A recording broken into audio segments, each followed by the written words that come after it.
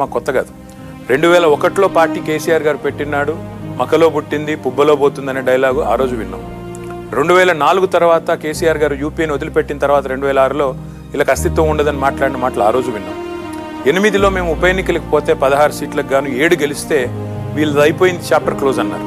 2009లో మేము 45 సీట్లు పోటీ చేసి 10 సీట్లే గెలిస్తే ఆ రోజు చాప్టర్ క్లోజ్ అన్నారు. ఇట్లా మాట్లాడే వాళ్ళు మాట్లాడుతూనే ఉన్నారు.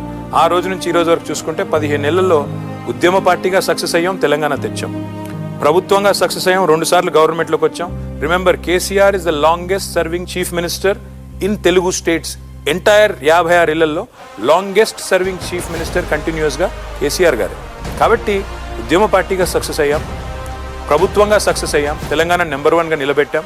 కొన్ని కారణాల వల్ల అవతల వాళ్ళ అరిచేతిలో వైకుంఠం చూపెట్టడం వల్ల ఈరోజు మేము ప్రతిపక్షంలో ఉన్నాం. ఈరోజు ప్రతిపక్షంగా కూడా నిర్మాణాత్మక ప్రతిపక్షంగా తప్పకుండా విజయం.